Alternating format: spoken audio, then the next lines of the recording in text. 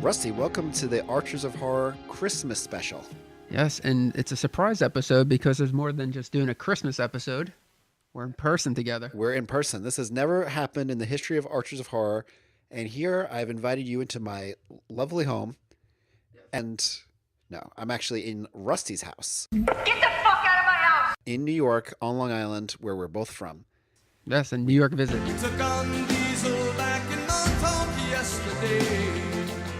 We just ate Italian food, which is the perfect thing. They say when you're podcasting, you should load up on as many starches and carbs as possible.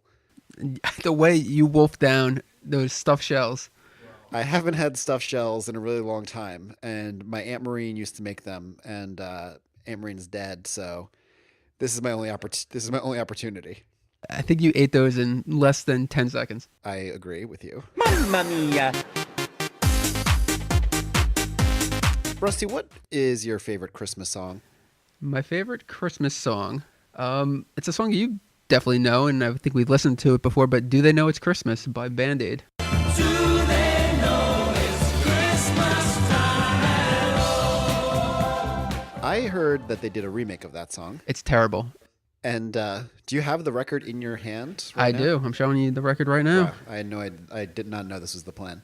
I think everybody probably knows the song. Yeah. The Bob Geldof and Midge Uri from Ultravox. I didn't know it was the guy from Ultravox. Yeah, Midge Uri. I think he actually wrote all the song. I think Bob Geldof was the one that came up with the idea. Contacted Midge and knew Midge had connections to the other pop stars. Oh. And they collaborated and came up with Do They Know It's Christmas? And I'm looking at the back of the sleeve, and it has a picture, I'm showing you now, of all the pop stars that participated. Wow.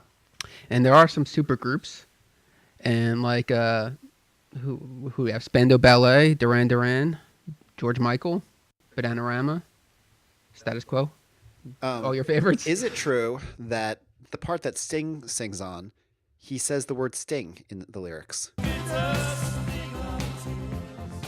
Doesn't he go like, the bitter sting of tears? Oh, okay, he does say that. Yeah.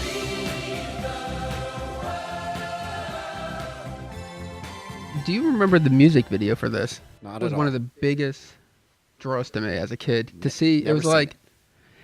now you know the Star Wars Cantina scene, right? Yeah. Of course. You knew how it was like a collection of like the weirdest like aliens Yeah. getting together. Reminds me of my family reunion. Do you want to know my favorite Christmas song, or? Can I take a guess? Yeah. Is it the Paul McCartney song? No. Really? I thought you would like that one. Can you give me a hint before you tell me? Yeah, I just got into it 2 days ago. Oh, did I recommend it to you?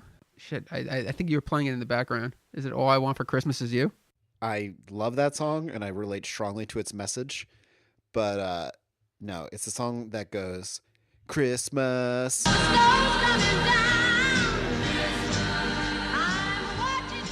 But who sings it? Because there's so many people that sing it. Which was the one that... It's on the Phil Spector album. Is it like the Ronettes? It's Darlene Love. or Darlene something? Love, Yeah. that's who I was going to say. Wait, isn't Darlene Love in the Ronettes? Certainly sounds like she could be, but I'm pretty ignorant about that era of music. I think they were together at that time. Really? I think so. I think they were involved in some way. And we know how Phil Spector turned out. Yeah, none of this is an endorsement of Phil Spector's No, certainly not. murders. I just like the song that goes, Christmas. Then you edit in that. Do you not know the other lyrics to that song? Is Yeah, that why you're singing the that- one line? I know the other. It's Christmas. You did it again. Okay. I'll edit that out and edit the other thing in. Well, no, you can edit that part because that was really good. You know, I wanted to ask you, I know this is way off topic. When I suggested to you the live performance of Stone Roses, I Want to Be Adored at Blackpool, did you listen to it? Oh my God. Did you watch it? I've made that like a central part of my life. How awesome is like this the sound quality for the guitar intro? I love the way that sounds. John Squire, I love the way, what's the singer's name? Ian Brown. Yeah. I love the way he's kind of marching around as he Yeah. sings. I've been putting it on and just kind of marching around. The weird thing is he has a yo-yo at one point. That whole performance is really amazing. The one thing that's weird is they also had like the extra guy that danced for this whole song. Kind of like what other bands had that? A veil? There was. Well, I was thinking of Mighty Mighty Bosstones, which is probably yeah. more popular than Avail. Yeah, that's true. But yeah, I'm the Resurrection. Wow. Just name songs. Just name your favorite Stone Roses song. Well, Romeo and Juliet have been masturbating a lot to that film.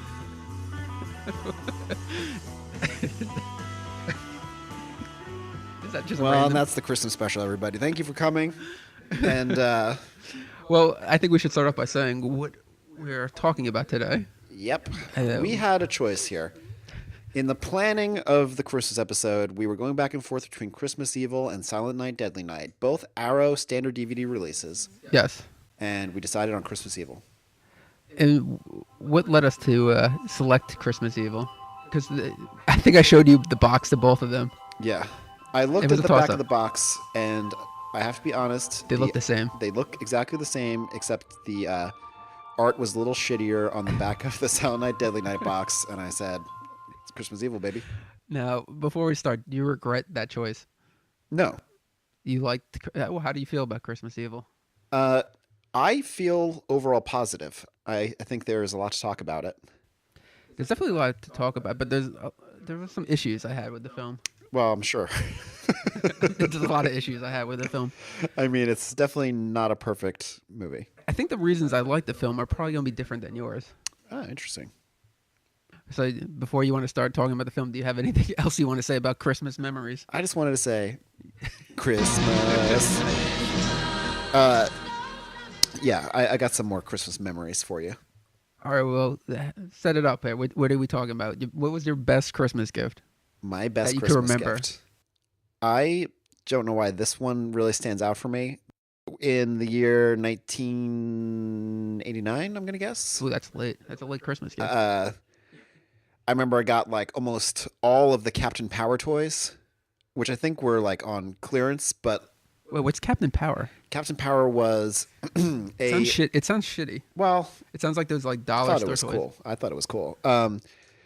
Remember it was like, Captain Power, he was like in a gold outfit. This is the worst way I could describe it. Captain Power has come to TV, and you can be part of it.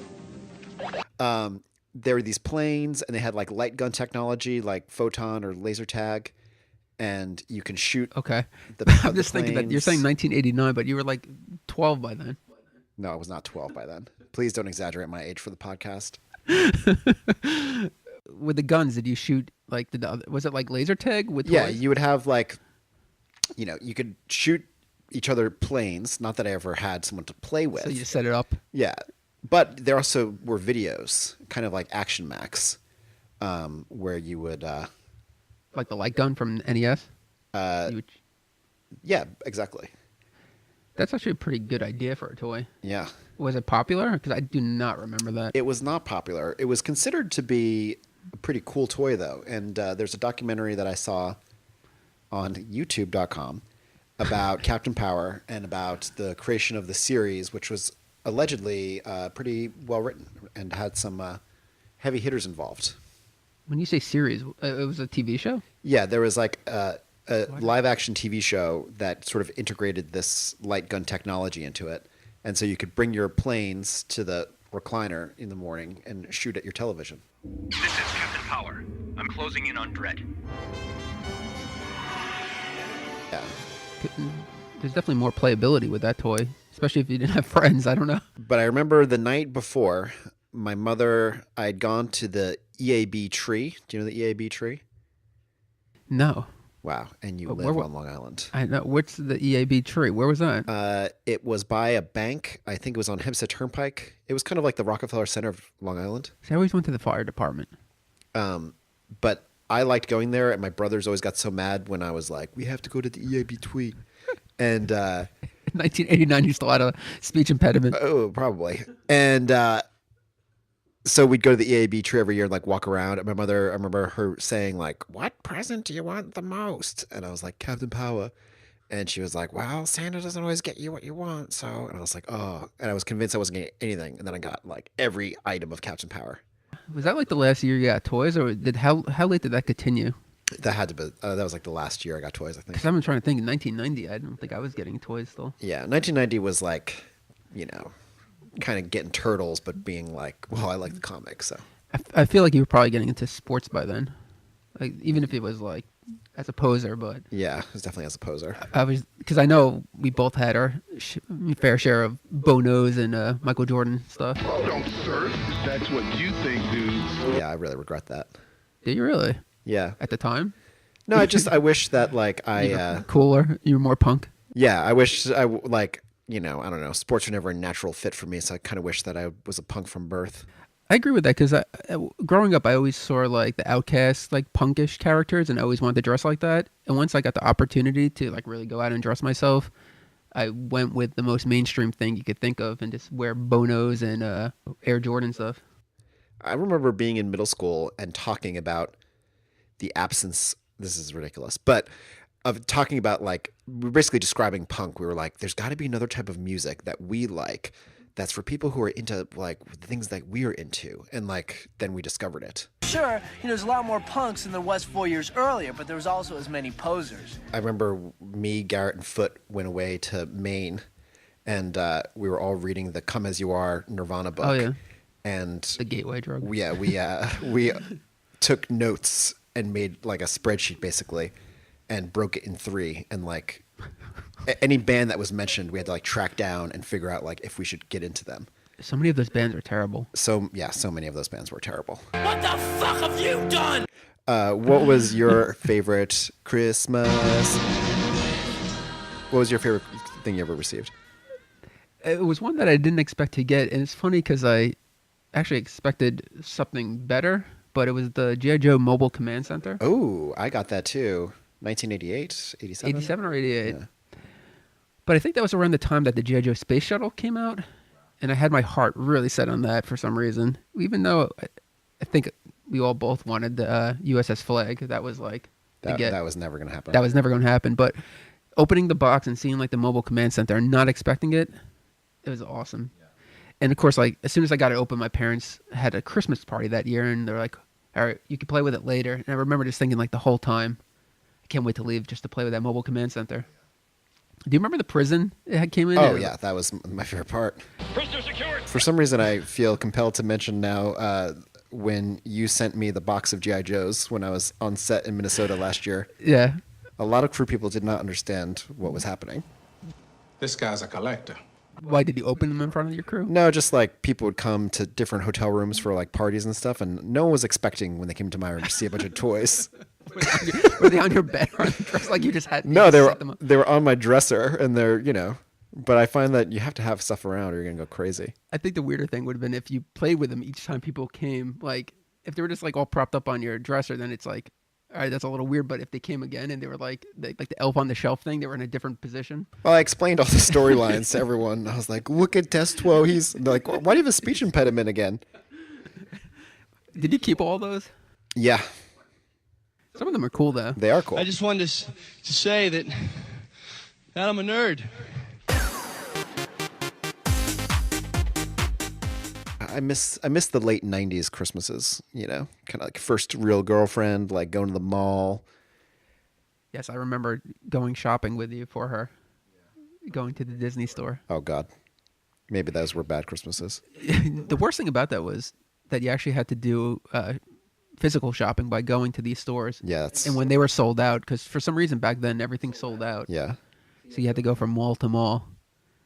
And we spend hours doing that. Yeah, that was awesome. I would go back to do that again. Me too. Build the time machine. Let's go back and do it one more time. We have to go back. Let's go back, see ourselves in the mall, quickly shave my head, implant the hair. Get the fuck out. Don't come around here no more.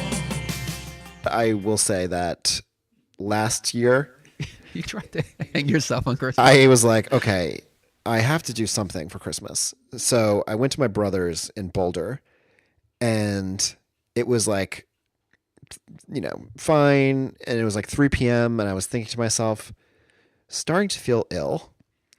And I was like, am I just imagining it? Do I just want to leave? And then I was like, hey, I gotta go. Because I was staying at an Airbnb. Actually, the Airbnb is the good story. Were you actually sick or were you just... I got back to my Airbnb at like 3 p.m. on Christmas Day, and I puked and shat relentlessly. Simultaneously? all night, and I just like writhed in the bed, which I've never done, moaning. I was just like, ugh. That sounds like food poisoning. It was really, I don't think it was food poisoning because like after my initial vomiting, I really just mostly shat. But the funny part of this story is that, so I got an Airbnb and it was like the Airbnb advertised your very own classic arcade, and they had like a game room. I remember that. Yeah. And so I think I read the listing quickly, and the thing was like the place where you stayed was like in a back house, and then the arcade was like in the basement. And they were like, there's like a separate door, so you just go in whenever you want, and it's your own area. It's totally closed off from our house. So I booked it, and then the person emailed me, and she's like, "Oh, just so you know, a couple of the games are broken."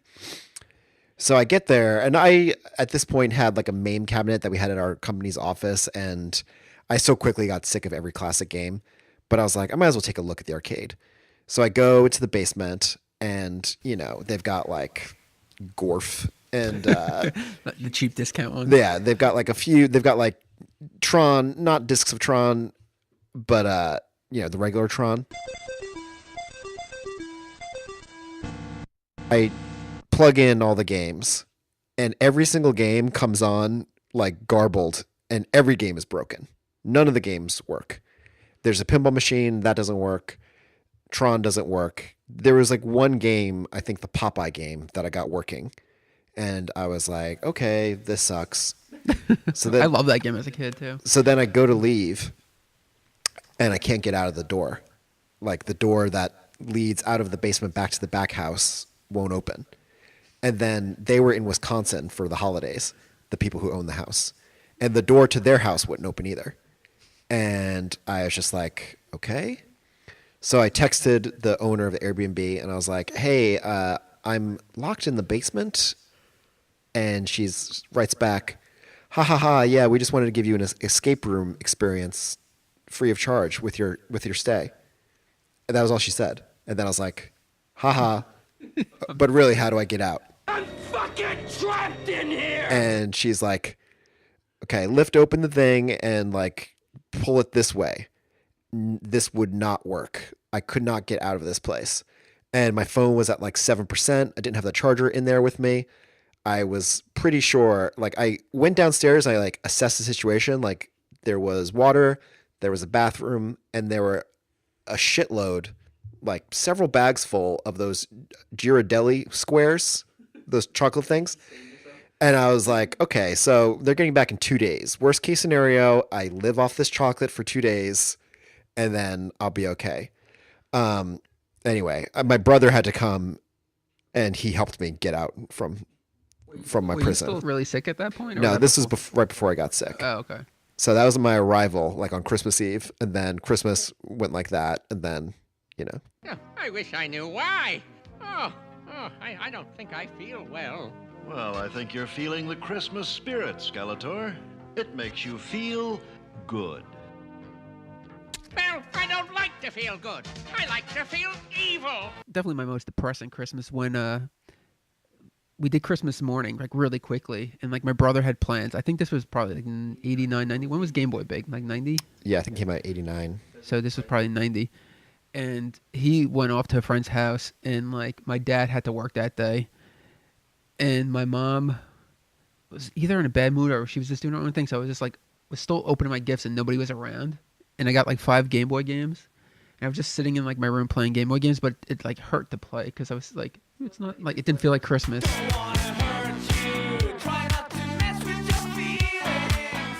And I think I went to bed at like 6 p.m. that night. It was like, Christmas is officially over. I hate Christmas depression. I really do.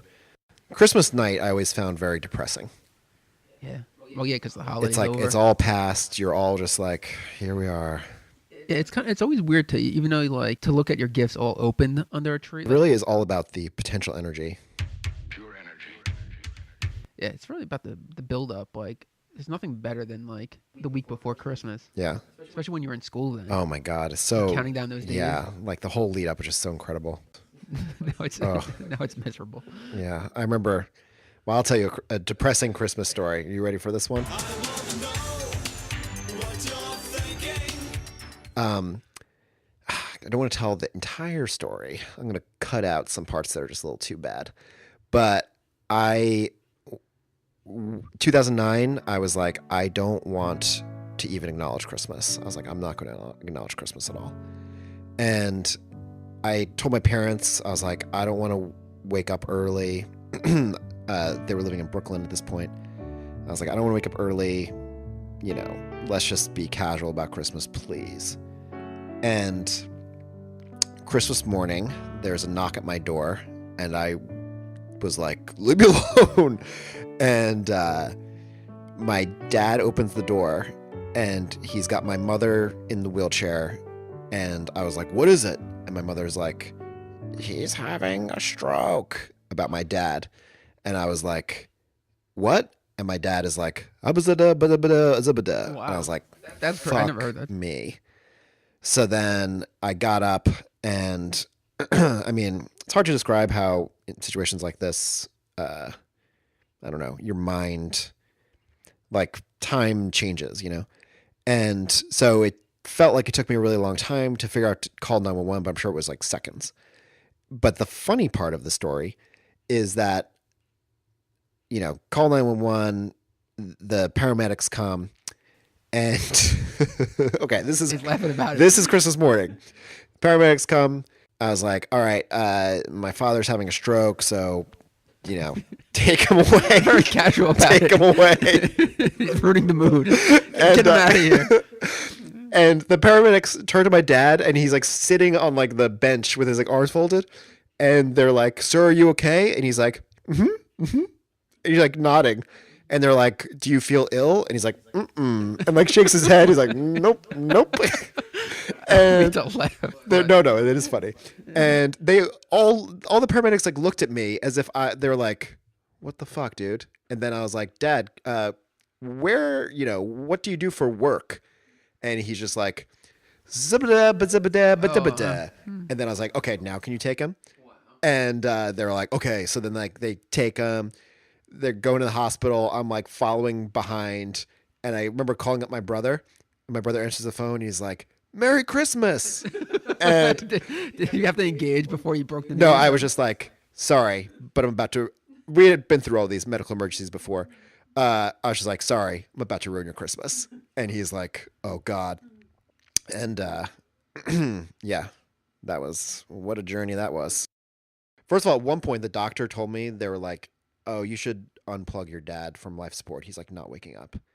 And they were like, "Do you want to unplug him, or do you want to like, do you want to just keep going with like wasting our time?" And I was like, "Let's just stick with it for now." And then he actually made a full recovery. But I remember. But one thing about it, we're trying to get him transferred out of that hospital because it was like a really bad situation. And to move him, he had to pass a few tests, one of them being like a swallow test.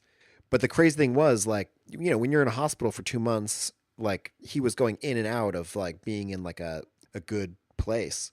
And so they were supposed to give him the swallow test. And I was there that day. I'm like, okay, I'm supposed to arrive at 11. And they just never showed up. They ended up not doing it for a week. By that week, he had like backslid to where he seemed kind of normal. And then he was kind of like back to being kind of like, I don't know what word I should call it. I'll just say strokey. Like he just seemed like, you know, out of it and whatever. And so in the swallow test, if you could imagine this scene, he's sitting in like a chair, all these machines, whatever.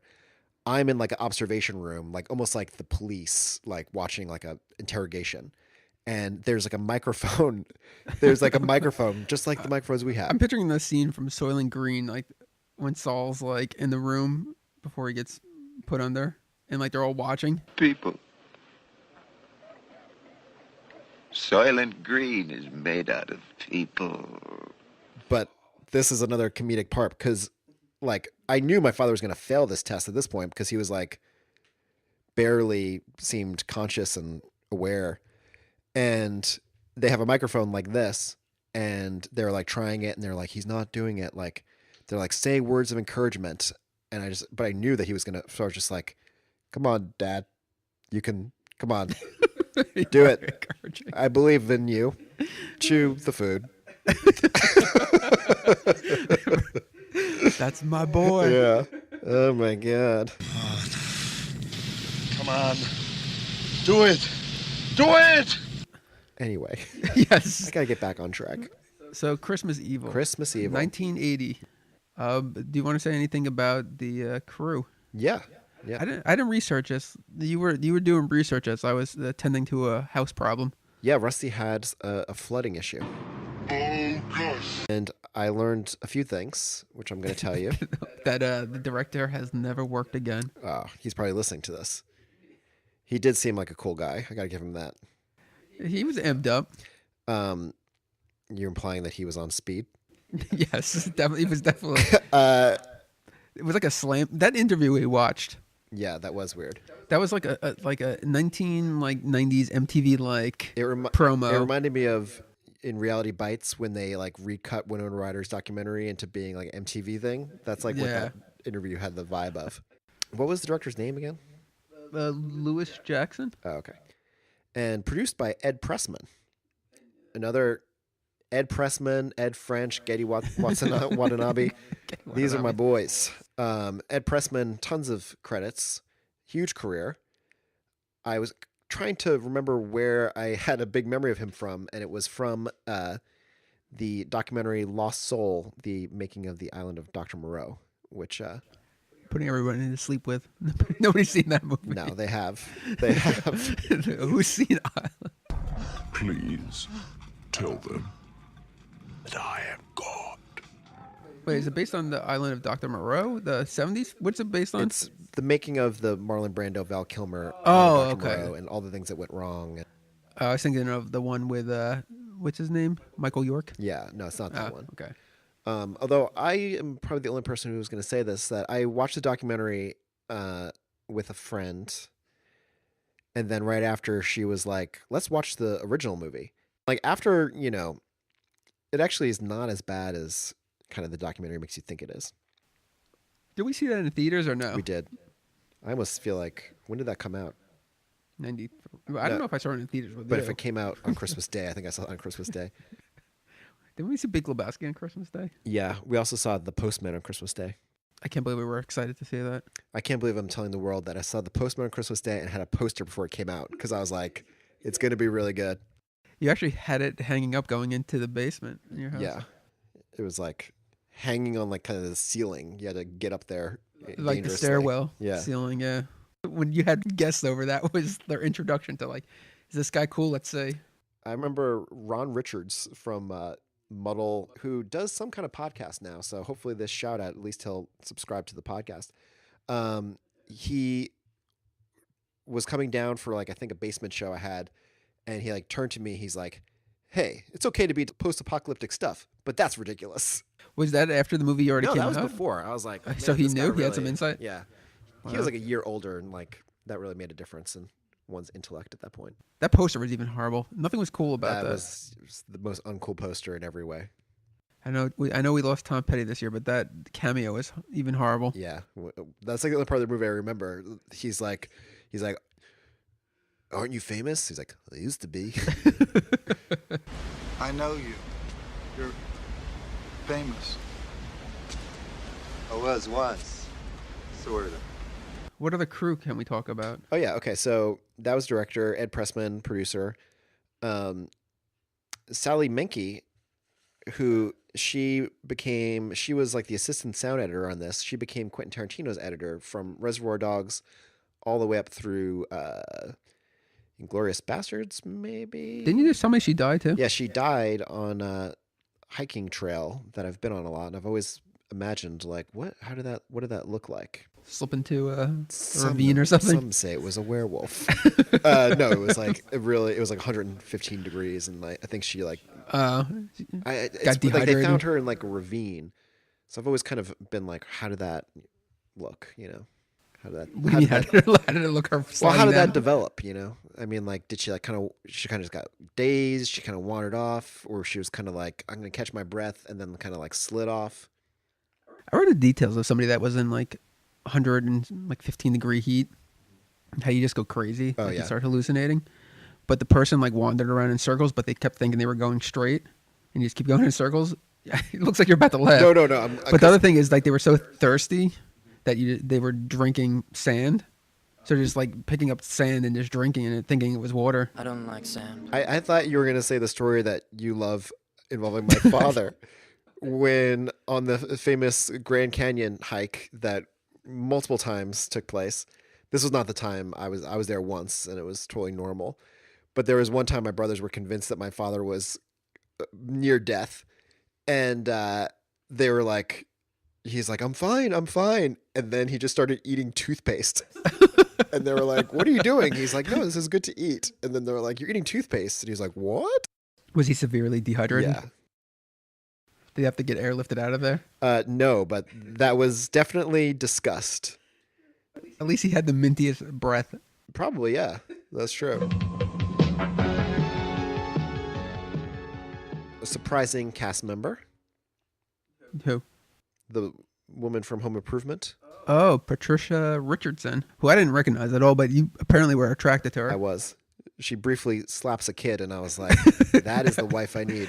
How did you describe that to me, that you want to be slapped? No, I didn't say I wanted to be slapped. You wanted... Oh, wait. I know what you said. What did I say? You said you want a wife like that will slap your kid. Yeah. Did you find her attractive in this movie, or did you find her also attractive as the mom on Home Improvement? No, only in this movie. Okay. Because maybe now I'd find her attractive in Home Improvement, but when I was like 12 years old or whatever age I was, I certainly, that she seemed like a mom to me. More to Jonathan Taylor Thomas? Now, well, who knows? Did you happen to look up who was credited for the score? Because I really did like that. Yeah, the score, I did not look that up, but the score was pretty solid. Yeah, it was probably one of the better things about the movie. Well, I was going to do an exercise here. I'm not sure if you'll let me do it, though. Are we doing the Double Dare course that I set up? No, we're not doing the Double Dare course. Did you ever want to do that Double Dare course? Oh, yeah, of course. What was, like, you remember watching that and, like, the kids just sucked at some of the things? Oh, I know, obviously, they gave you Converse to wear that has no traction. Yeah. So going up anything that was slimy, you were never going to be able to do it. But didn't you always feel like the kids sucked at it where you could do much better? Oh, yeah, always. Like, especially, like, getting on your back and, like, digging the big nose. I was just thinking about that. Like, there was only 2 options for the flag, and, like, you just see, like, them picking. I remember being a kid and watching this one nerdy girl pick that nose for like 40 seconds and not find the flag. And I was just like, give me my shot. You know what the worst was? Remember watching Family Double Dare? Mm-hmm. Oh, God. And let's play some more Family Double Dare. They could never answer like any kid-oriented questions. I was just like, I always imagine my dad being on that show where it was like, this famous Nintendo character always wears red coveralls, and he's a plumber. He's like, howdy doody. Physical challenge. Back to Christmas Evil for a Yes. second. All right. Do you know that the inspiration for this film came from when writer-director Louis Jackson smoked weed one night and he had a vision of Santa Claus holding a knife? I looked at your notes while you were fixing the mic, so I do know that. And then that's how he decided to make the movie. Was it around Christmas time where he saw Santa, or he's just walking stoned? I don't know, but it gives me an idea. I have some weed in my backpack. Can I go smoke weed in your backyard, and I'll come back with an idea, if not 2 ideas, for a hit Christmas horror film? Yeah, you could do that. Okay. All right, we're back. We're back. All right, now how long was I gone for? Like 2 minutes. 2 minutes. In Yeah. those 2 minutes, I have got 2 classic ideas. Okay. Are these for films or just like ideas for anything? No, they're ideas for Christmas horror films. The first one, this is more of a general concept. It's just like a psychedelic freak out movie set around Christmas. And, like Repulsion or like whatever kind of psychological breakdown movie you can imagine. Here's my next one. There's been a series of murders. They're brutal killings. And all the kids in the neighborhood are scared. And this brother and sister, they feel like they're being followed. And one night they see a sinister looking Santa Claus stalking them. So we think for a while, not for a while, but for the first like 20 minutes, we think that this is a movie much like Christmas Evil about a killer Santa Claus. But then the Santa Claus is revealed to be good in kind of a Terminator 2 scene. Come with me if you want to live. Where he kills these 2 mutant things that are trying to attack the kids. Here's what happened. There was an accident at Santa's workshop, and toxic chemicals have made the elves into killer mutants. Santa has got to go hunt them down, and they've invaded this town. So it's like Santa versus elves with the help of these kids. It sounds like a mixture of all different kinds of movies into that one. Sounds fucking brilliant. That's what it sounds like. And it's called Elf Quest. Elves. They're not working for Santa anymore. All right, so back to Christmas Evil. Yeah. I thought the lead of the movie was pretty effective. His name was... I don't... Oh, are you asking me? Because I have no idea. Something Maggart? Brandon Maggart. Brandon Maggart. Can you explain to me why you thought his performance was effective? I wished I was super magic. I have so many questions about this film. Yeah. But before, I just want to say, like, I did really like the look and the feel of this film. Me too. And especially being alive at this time, like, I definitely remember Christmas looking this way. Me too. A lot of, like, white carpets and red carpets. A lot of carpets that you don't really see anymore. I even think just, like, the way the gifts under the tree looked, the wrapping papers and, like, the style of the decorations with those. Remember the light bulbs that would, like, actually light your tree on fire? Mm-hmm. They would get hot. I love those. Like, but they were also, like, a much softer light. The light in general in this movie, I should know this, but I don't know if it's like you rub Vaseline on the lens or there's a certain kind of filter on the lens, but, like, all the light had, like, a gauzy kind of, like, look to it that cheap cameras. that's another element, but it definitely had a certain feel. Yeah, I mean, I like the look and the feel. The story lacked in many areas, and I felt like a lot of the shots went on way too long. To encapsulate the story really briefly, it's about a weird man who we start out in 1947, and we see that he basically witnesses the most benign sexual thing he could have witnessed between his parents. I mean, Well, he didn't know it was his parent. He knew it was his mom. Oh, yeah. He thought his mom was about to, like... He thought Santa Claus was about to go down on his mom, basically. Daddy, that wasn't Daddy. Wasn't Daddy? You're crazy, Harry. No, you're crazy. You don't know nothing, Philly. Well, I don't even know if it was that far. I think he was just getting off on rubbing her garter belt. Yeah. And he ran upstairs and cut himself with a snow globe, which was, I was like, oh, look, it's keeping with the fucking Christmas theme this whole way. And basically from then on, we join him in adulthood where he has a complete obsession with Christmas. And this sort of love-hate relationship with Christmas has driven him to madness, I guess.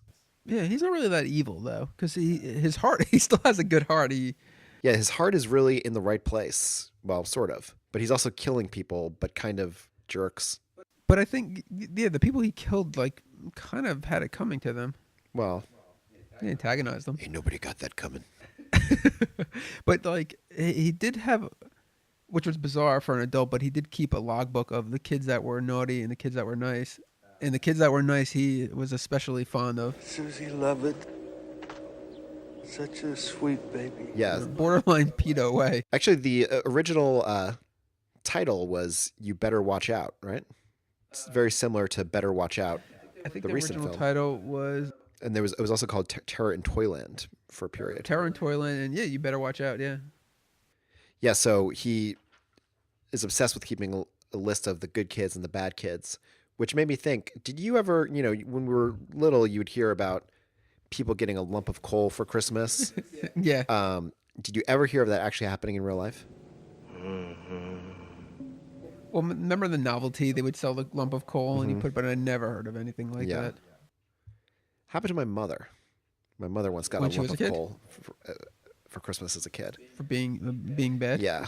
But What they did also, she do that was so I don't bad? think they had a lot of money, so that might have just been all they had.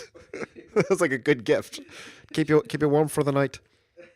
She was the sniper in Dallas that day. So I could see why she got the lump of coal. This is not for your eyes, my little darling.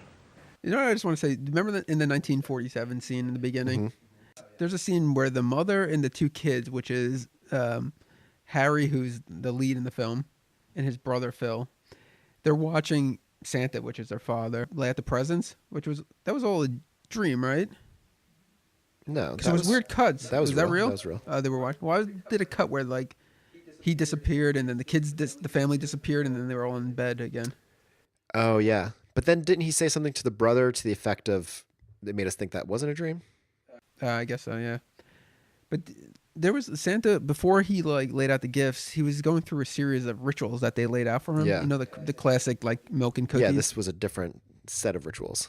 I don't know if this was a thing in 1947, but they had like a wash bowl for him to wash his hands, and there was like a bar of soap, and then there was also, I guess, like a glass of brandy or some kind of alcohol with bread that he dipped into it, and he was like, "This is good." The brandy and the bread, I have no idea, but the bowl of water makes a lot of sense because if you're coming down the chimney all the time, Which he actually did come down the chimney. yeah, how would you be eating all? You're eating all these cookies at all these different houses. You're coming down all these different chimneys. His hands must have looked fucking horrible after just. Well, I don't two think any chimneys. adult could come down a chimney to begin with. Don't challenge me. Did you ever do that where you laid out anything for Santa? Oh yeah, cookies. Was it gone in the morning? Oh yeah, yeah. Did you speculate when you saw cookie crumbs around your dad's mouth? Well, I really only remember doing it when I was like 5. Oh really? You know, when I was a kid, I would do that, and then like my brother ruined Christmas for me by telling me there was no Santa at a very young age, probably around like first grade, second grade. But like years later, I was way too old. I was maybe like 7 or 8, and I was just like, I just don't want to believe, because I think I wanted something better for Christmas than what my parents could afford. So I like wanted to believe, so I put out the milk and cookies, and I like went to bed early, just hoping I would get what I wanted, even though I knew deep down there was no Santa because my parents made it clear. But I remember also learning that there's no Santa really early, and the kid was just like, there's no Santa Claus, and I was just like, I am okay, I'm fine with that. Your brothers didn't ruin it for you? No, it's like some kid at school. My brother tried to keep it going, but I was like, I'm totally fine, like getting presents, so that's cool. You know the type of kid I was. Once I found out I had to ruin it for everybody else. Oh yeah. The 1947 scene. Yes. Speaking of memories, him being so scarred by seeing Santa with the garter belt reminded me of how one time when I was very young, I was watching Three's Company, and my father remarked to his friend who was there, like for dinner, he was like, "This show, every joke, it's about sex." And then I just got up, screamed like Kevin McAllister in Home Alone, and ran to my room. And my dad was just like, "Why did he react that way?" And that was the beginning.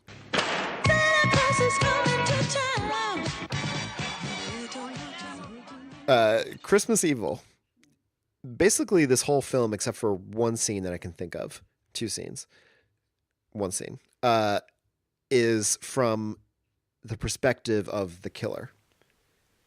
Well, I would agree with that because all the other characters' scenes make no sense. Yeah, and they're almost always seen from his.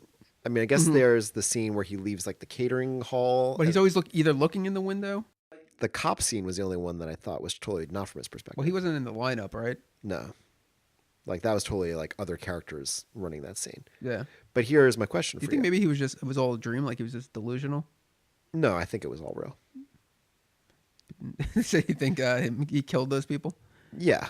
To simplify the movie again, it's basically, I saw someone describe it as Taxi Driver meets a Killer Santa movie.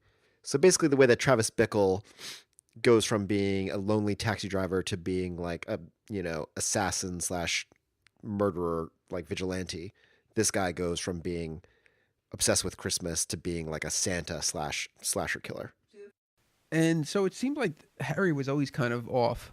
Oh yeah. And ever since that day. But like what seemed to set him off was when he was like leaving work, walked past the bar, and he saw one of his coworkers call him a schmuck. Yeah. He went home, and that was like flipped the switch. Like, it's killing time. Yeah, that did really flip the switch for him. But it wasn't killing time. It's just like, I'm going to dress up as Santa and hand out gifts. Yeah, it was kind of like, I'm going to dress up as Santa and kind of put myself in a series of situations that will lead down a bad path. What do you think you're doing? I have a delivery. I have toys for the children inside. At this hour? What are you, wacko? Do I look like I'm joking? I think his intentions are always good. It's just that like he would cross people's paths that would like point out that he was dressed as Santa. Yeah, he was a bit incompetent as a person. Yeah. But what was his role at the toy factory though? I felt like at first he was like a manager. Yeah, at first it almost seemed like he owned the factory, which brings me to an interesting point. The factory was provided by the producer, Ed Pressman, because I never knew that Ed Pressman's family is Pressman Toys.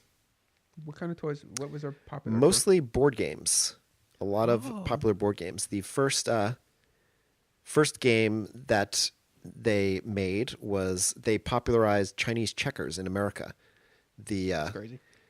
I'm not sure if it's his father or uncle, but the guy who started the company came across Chinese checkers under the name Hop Ching in like Denver or something. Did you feel like with Christmas Evil though that you could have watched the first like scene and then fast forwarded quite a bit? I do think so. Yeah. Because the progression of him just like snapping, it's so subtle. It could have been instant, where you could have like filtered out a half hour to 40 minutes and just like, oh, there he snapped, and now he's like on the streets. Yeah.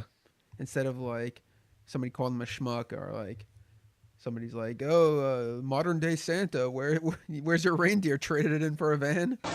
Oh, and I see you've given up your reindeer for more modern wheels. I had something completely different to say. Go on. When I guess his niece and nephew, the brothers' kids, when they were watching TV and they were watching that movie, The March of the Wooden Soldiers. Oh, I hate that. I hated that movie. Me too. Or Toy Soldiers, March of the Wooden Soldiers. I think it was Wooden. That movie, like, wasn't it Babes in Toyland? Oh yeah, it was called Babes in Toyland, right? I don't know. The one was like a colorized version. Wasn't one called Yeah. Babes in Toyland? The other one was March of the Wooden. But I also didn't like that movie, and that movie was always kind of like, you know, speaking of black sheep, that was like the black sheep of the holiday lineup, where I'd be like, oh, they're putting this movie on? It's actually scared me. Yeah, it scared me too. Another interesting thing about this film is the only movie I can think of where the first killing in the movie happens in front of a large crowd who does nothing to intervene. And also, the first killing took place, 50 minutes into it? Yeah, Usually these movies, it opens with a killing, and then you build back up. Oh, of course, yeah. So, but I don't even think his intentions were to kill those people. It's just that he was so overwhelmed with the rage. Well, Santa, you look ready for a busy night. He didn't know where else to put the axe. He was like, guess I'll leave it in the guy's head. Well, what did he initially poked the guy that was taunting him? He poked his eye out. Seriously, Santa Claus, will you tell our viewers if you just arrived? How was the trip down? Yeah, with A candy cane or something? no, wasn't it a like toy soldier? In fact, Oh like yeah, a the long toy soldier, nose or sword or something. Yeah, he like jammed him in the face, but then he pulled out a hatchet somewhere. He had Yeah. an axe. Yeah. And just started like. I have something for you. I have superlative taste. But everybody, like, they were leaving Christmas Mass, and they just watched, like, not even horror. They just, like, watched, like, as if it was, like, a show being put on for them. Yeah. And then after he, like, fled in his van, they were just kind of, like... Yeah, they were all still kind of standing there. Did you have to go to Christmas Mass? No, luckily. Oh, wow. Did you? Yeah. I'm so glad that I didn't grow up that religious, because that would have ruined Christmas for me every year. Yeah. I mean, it was Christmas Eve, you know. So it was I don't know, I kind of liked it just because it was like getting through that. It was like when you have to piss really bad, then you finally do. It's like, oh, it was almost worth that suffering to now pee. Now, the other thing, though, like with Harry, though, to me, he didn't seem like he wanted to ever harm anyone. Mm-hmm. Because remember that the one kid, your favorite kid, Moss Garcia? Yeah, I was going to mention him. Who I had to ask you a dozen times, are they saying Moss? Moss Garcia. I think it's definitely weird in the scene where all the kids know who he is. Mm-hmm. And he's like walking down the street and like he's just like, oh, Susie, you're a good girl or whatever. The other creepy thing about Harry, though, is one of his hobbies is to look through kids' windows with his binoculars. Mm-hmm. And to see how naughty or behaved they're being, and to take notes. And it seemed like a ritual of his. If a kid was naughty, he covered his face in mud and pressed his lips and hands against the house to leave kind of like a weird kind of symbol. That was a weird scene because what was his motive there? I think he was marking the house as a bad kid. But that would have washed off at the first rain. Second of all, when he mushed his face into the siding, it didn't even leave it an imprint. No, it did leave an imprint of his lips. And maybe in this cinematic world, the next day, the dad goes out and he's like, "Oh Jesus, honey, can you get out here? Look, Moss, our son is degenerate. Look what Santa left." Was it just to frame the kid as being like? No, I think that was like, the bad sign. Yeah, in his head. I'll get back at this kid by hanging out in his bushes. And then when he comes to investigate, when it makes some noises to throw a punch at him, and he gets startled and he runs back to his mom. And when he's just like, "Mom, somebody's over there," the reaction is that she slaps him in the face. Oh, yeah, yeah. Isn't that weird? Like, if you were a kid and you went up to your mom and was just like, somebody might be in the bushes, you think that would like alarm your parents a bit. Yeah, they would have instantly believed me.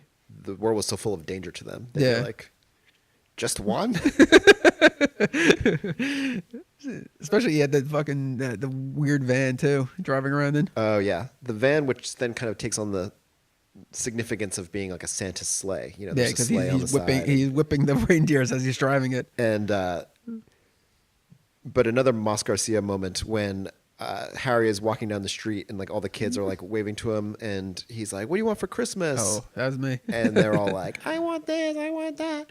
And then Moss Garcia is like, "I want a subscription to Playboy magazine for life." Yeah, for life. And Harry was like, "Moss Garcia. I wish I had a lifetime subscription to Penthouse magazine." Moss Garcia. The most surprising thing about this film is that they don't pay off the Moss Garcia subplot. No. He is obsessed with Moss Garcia, the bad, bad kid. Well, the other thing is when he was spying through the windows and he saw Moss Garcia on his bed looking at a Penthouse magazine. And that was just like, oh my God. That was across the arms, huffing and puffing. That was the worst thing Moss could have done. Well, he had a list of naughty things of Moss Garcia, and one of them was nose picking. Yeah. He has a whole book. I forgot about that. His whole kind of like classic Santa like bound hardcover book. What else was it with Moss Garcia? He had poor hygiene. Yeah, poor personal hygiene. Poor personal hygiene.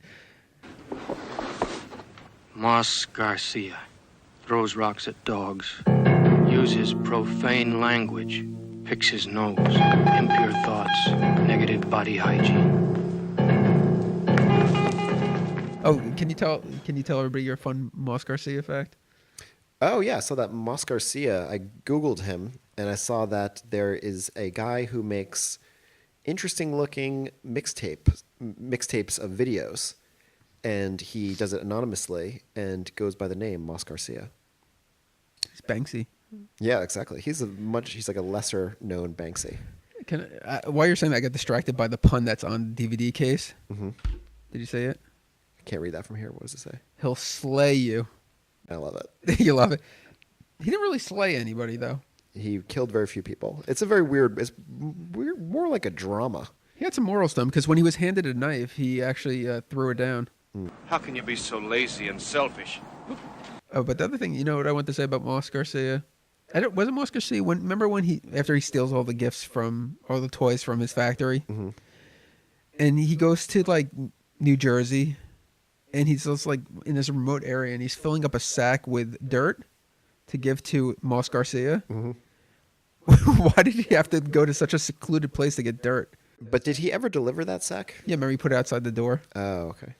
And just left it there with a drawing, a homemade drawing. So I guess that was the end of the Moss Garcia storyline. Yeah, that he just gave him a sack of dirt. But then he goes to the what he refers to, I think, as like a children's asylum or something. Oh yeah, that was interesting because that was shot in Long Island at the Pilgrim State Hospital. Yeah. Oh yeah, that's right. We were going to talk about that. I remember going there. You have a story about there? Yeah, I got to kind of. You're going to dismiss it as pure rusty bullshit, okay. But I swear it's true. I mean, because I have a story that I mean, who knows? But I just remember going there once, and how do we set this place up? It's just a home for mentally ill people. It was one of those like institutions that they built probably in the 50s or 60s mm-hmm. that they abandoned, but they built like newer hospitals, and it's like modern. But yeah, the old stuff still stands. But in our childhood lore, this was kind of like Arkham Asylum. Yeah, it's haunted Long Island. And I swear that I went there once and I saw a strobe light on in a window. I heard that before. but it was in like the active hospital. I was like, I wonder if is that like a therapy? They were like strobe light on at like 2 a.m. Shock therapy. Now let's hear your story. I decided to explore it one night on Thanksgiving night, and driving around. And of course, the main area is all lit up, and like there's cars and people there. But you could go to the older buildings, which are like knocked out, and like driving past them, one of the buildings, which is completely blacked out, but there was a car next to it, and there was people like inside that I saw. I don't know what they were doing, but to be there at like midnight on Thanksgiving night, to be in like an abandoned area, they were probably filming something. But it was definitely spooky because it's to drive around there. It's like you have to take like a pathway to get there. It's not just like in the main area, and it's definitely like in a dead end. So to make that U-turn and get out of there quickly. You thought I was gonna say this was bullshit that you saw people in a parked car? I thought this was gonna be more extreme. Well, because story. I believe it. They weren't in the parked car. They were inside. Like you could see them in like movement in the distance. In the like in the abandoned place. Oh yeah. Yeah, I mean, just for the circumstances, it was definitely scary. Don't just stand there. Come on in. No, I can't. You have to. We've caught you. I mean, remember in the pre-internet era on Long Island that we lived in, when there was like nothing to do, and there were all the haunted locations that you would like drive to and stuff. First of all, I wonder if people still do that, and I would love to set up like a GoPro and just record like how many, because some of the locations, like you would go to Mount Misery and there'd be like another car leaving as you were arriving. It's like they got a lot of business. I think the only one that's confirmed to be true for Long Island area is the Seaford Popper. What's that? Is it the Seaford Poltergeist? Yeah, where the objects in the house were like moving. Oh, confirmed to be true? Confirmed to be true. How so? Some scientists went there and they thought it was something like electromagnetic. But like they would put an item down and it would like move, like jump. Really? So they called it the Popper Poltergeist. But it only lasted for like a couple weeks and then it just stopped forever. See, that's the part I might say is bullshit. Look it up. Look up the Seaford Popper. Look up the Seaford Popper, everyone. All right, I'm looking it up. It was actually on a show on like one of those channels, like not like Ripley's Believe It or Not, but one of those types of shows. I'm looking it up now on my phone. I don't know. I see. No, it says it's not true. It says it's not true. Damn it! I can't prove it, but he's not doing anything. What was your favorite scene in the movie? I would say my favorite scene was the ending. Wait, the chase? Yeah, like, and just the way it ended. We have never cared about spoilers on the show. We never will. It's similar to Taxi Driver in the way that Taxi Driver ends with like the bloody massacre, and then there's like the phone call from Jodie Foster's parents. Like you just hear like the like you see like a newspaper story that's like hero cab driver, and then you hear like the voicemail that's like Iris is doing great and like you're such a hero, blah blah blah. And everyone says that it's Travis Bickle's imagination and like he actually died in the shootout or whatever. And this has a similar ending in that like in the end Harry kind of flies away in the van, but we realize like he actually has died. Do you think he died in the van, or do you think he died from his brother? Oh, I think he died in the van. Yeah. Seemed weird, though. It did seem weird. But it was like they could have done anything besides strangling for the brother to do to him to like immobilize him for that time. That was such a forced scene, too, because like it's supposed to come off as accidental, but it was definitely deliberate. Yeah. I mean, he's going on a rant saying how much he hates his brother. Yeah. Like, I didn't ruin Christmas for you. Which I don't think he did anyway. Harry just was being very dramatic. Yeah. I don't know. How did you feel about him, though? Did you like him? Did you empathize? Did you?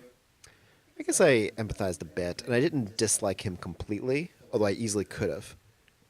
There was something about the actor was like, likable enough. It was weird. I was very indifferent up until like the point where he's being chased by like the mob. Yeah. And they all had their torches ready to go. Well, the director had a comment where he said that he viewed it as like a Frankenstein film, which That's becomes very evident. directly at the end with the torch mob. Yeah. But also interesting because like, Frankenstein has like he like likes that little girl, but ends up throwing her into the water. In pretty, I rewatched that movie recently. That scene is really amazing. Really? Yeah, like that scene makes the whole movie worth watching. A lot of the rest of the movie, I know this will sound like sacrilege, but it is like old and tedious. And but that scene is like, wow, what a great scene. No. There was something different about this guy. Different? But when the townspeople were chasing him with the torches, I actually felt bad for him. I was Yeah, like me rooting too. for him to get away. Yeah. Like he looked very pathetic running down the streets, Mm-hmm. shuffling along in his dirty Santa outfit. In his dirty Santa outfit. Santa, your suit's dirty. You know what the weirdest part about that scene was when the brother's like chasing him down the street and like falls down like a snowy hill, but the snowy hill is clearly like a blanket. Oh yeah, it's like blankets that are covered in like fake snow, Yeah. and like it becomes so obvious. It's in that all moment. cushioned too, so he could like the actor could do that stunt because he's obviously going to be like in frame where you can see his face. And it was such a it was like so obvious. Like it seemed like something where they saw that mistake happen, and they're just like, no time to do it again. No time to do it again. Move on. You're one of those people out there. You don't believe in anything. All children love me. There's quite a few cameos by actors that went on to do bigger things. Go on. For the man that's described as man number 2, Mm-hmm. I don't remember his name, but he's in Breaking Bad. Tio Oh Salamanca. yeah, yeah. When we saw him, we were like, Who the fuck is "Where? that guy? Oh my god!" Mhm. Like, We're starstruck. yeah. And then you recognize the guy from what was This is so weird because last night, your workout buddies with him. last night I was at our mutual friend Nick's house. What's in- his address? This in everybody Westbury. wants to know. Well, he's moving too soon. When he gets his new place, I will be We got his address ever. giving his address out. He likes Christmas cards. Although that will be passed by then. He likes crazed Santa Clauses with hatchets. Anyway, Nick was like, "Oh, you ever see Justified?" And I was like, "I've never seen it, but the older guy from the show, I always see him at my gym."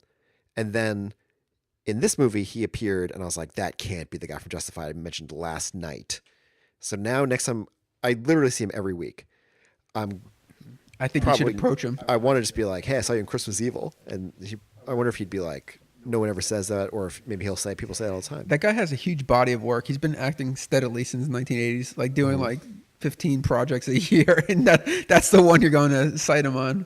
I remember one time my brother Jim saw John Hurd in Boulder for some reason, and he approached him, and he was like, "Oh, I know you." And the late John Hurd was like, "Oh, what do you know me from?" And my brother was like, "Oh, The Sopranos." And John Hurd was apparently very disappointed.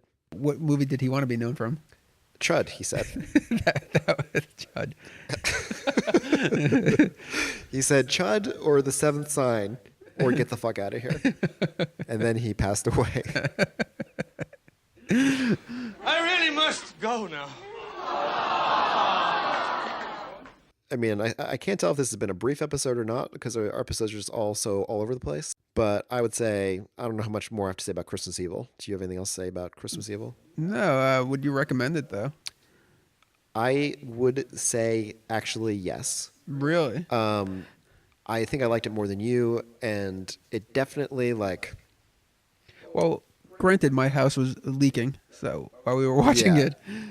But as far as like movies from 1980 that were shot in New York and feel pretty grimy go, like this totally feels like one of those movies.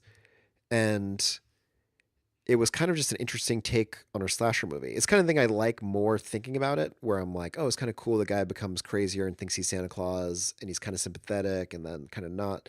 I almost think someone should remake this and could probably do a pretty good job with it. I feel like if you're into 1980s horror films and slasher films like this, I would recommend it in that sense. But like to any this like casual horror fan, that wouldn't. No, not to any kind. It's not even. I mean, are there any scenes that could even be considered horror? You know, it's kind of like, since we're all from his perspective, like it's never like there's any kind of suspense. Like there's no characters we care about except for Mas Garcia. But there's never any characters that we're like, oh, I hope nothing happens to them. To me, the scary part of this is just kind of like the grimy feel of it and just kind of like the way it looks and the weird vibe it has. You know, it's really funny. Like the first time I heard this movie was probably in like 1987 at a friend's house, and he was mentioning this movie, and he said Christmas Evil is one of the scariest movies he's ever seen. I don't think he saw it based on watching this now. Wow, that's interesting. Yeah. Yeah. But it's weird that he knew of it. Yeah. Because it doesn't seem like it's a big... I only knew of it because of him. Did you know of it before No. him? You knew of Silent Night, Deadly Night, right? Oh, hugely. Yeah, that one I remember the box art in like Blockbuster Video and like other video rental stores. Well, I think we're rambling long enough, so I'll say see you next week. Yeah. Yeah, you know. Christmas is a wild time. You know what would be I nice, wish I though? could ice skate. That's one thing I wish. Yeah, go on. Well, when I try to ice skate, I have like bow-legged. Everybody has that. Can I just tell you a world of difference? Jen and I went ice skating like 2 years ago, and we've gone our first year together, and we've gone every year since. That's a lovely tradition. But besides that, I do enjoy it.